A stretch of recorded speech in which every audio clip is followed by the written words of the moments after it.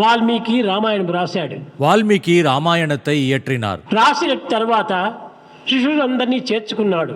இயற்றிய பிறகு சீடர்கள் அனைவரையும் அழைத்தார். ఈ సాత్వికమైన, ఈ దివ్యమైన, ఈ భవ్యమైన, ఈ పవిత్రమైనటువంటి యొక్క రామకథను వీధి వీధికి, ఇంటి ఇంటికి కూడాను, ఇంచి ఇంటికి కూడాను చాటేటువంటి వారెవరు అని విచారిస్తూ వచ్చాడు. இந்த சாத்வீகமான, திவ்யமான, பவ்யமான, பவித்திரமான ராமகதையை வீதி வீதியாக, வீடு வீடாக, மூலை முடுக்கெல்லாம் எடுத்துச் செல்வோர் எவரேனும் உளரோ என்று கேட்டார்.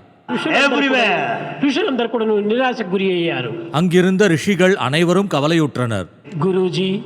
குருஜி, మా వయసు పండినది, எங்களுக்கு வயது முதிர்ந்து விட்டது, మా యొక్క ఆయు ప్రమాణం నిండినది, எங்கள் ஆயுட்காலம் முடிவை நெருங்கிக் கொண்டிருக்கிறது. మేము వీధి వీధికి తిరిగి రామకథను బోధించడానికి తగినటువంటి శక్తి సామర్థ్యములు శారీరకంగా లేవు. வீதி வீதியாக சென்று போதிக்கும் அளவிற்கு எங்கள் உடம்பில் சக்தி சாமர்த்தியங்கள் இல்லை నిరాశకు గురి అయ్యారు என்று அவர்கள் சொன்னவுடன் வால்மீகியின் நம்பிக்கை தளர்ந்தது. సంభాషణ సరుపుతున్నప్పుడు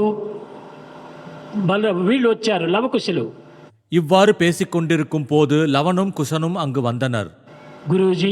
குருஜி, ఇంతసేపు మీరు ఋషులతో సంభాషిస్తున్నటువంటి విషయము మేము విన్నాము. இவ்வளவு நேரம் தாங்கள் ரிஷிகளிடம் பேசிக் கொண்டிருந்த விஷயத்தை நாங்கள் கேட்டோம். పరిపూర్ణం గావించడానికి మాకు ఇవ్వండి అన్నారు. இக்காரியத்தை பரிபூர்ணமாக நிறைவேற்றும் பொறுப்பை எங்களுக்கு தாருங்கள் என்று கேட்டனர்.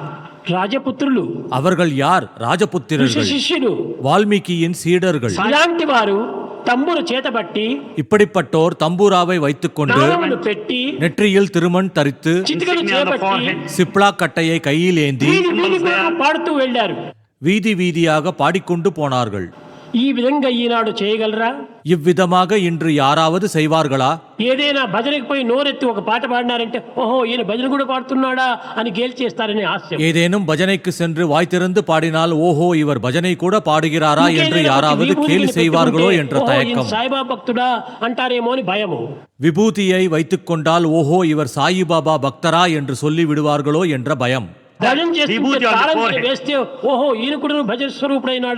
பஜனையில் தாளம் போட்டுக்கொண்டே பாடினால் ஓஹோ இவர் கூட பஜனை பாடகராகி விட்டாரோ என கூறுவார்கள். இதை போன்ற அபிமான மமகாரங்களுக்கு உயிரை விடுகின்றனர் இன்றைய மனிதர்கள். என்று நாம் அபிமான மமகாரங்களை தியாகம் செய்கிறோமோ அன்றே சமுதாயத்தில் சௌபாகியம் உண்டாகும். அகங்கார அபிமானங்களை நாம் தியாகம் செய்ய வேண்டும். இவை இருக்கும் வரை நம்மால் பகவன் நாமத்தை கூட உச்சரிக்க முடியாது.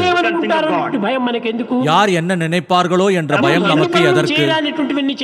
செய்யத்தகாத செயல்களை நீ எத்தனை செய்கிறாய், அதற்கெல்லாம் உனக்கு பயம் இல்லையே?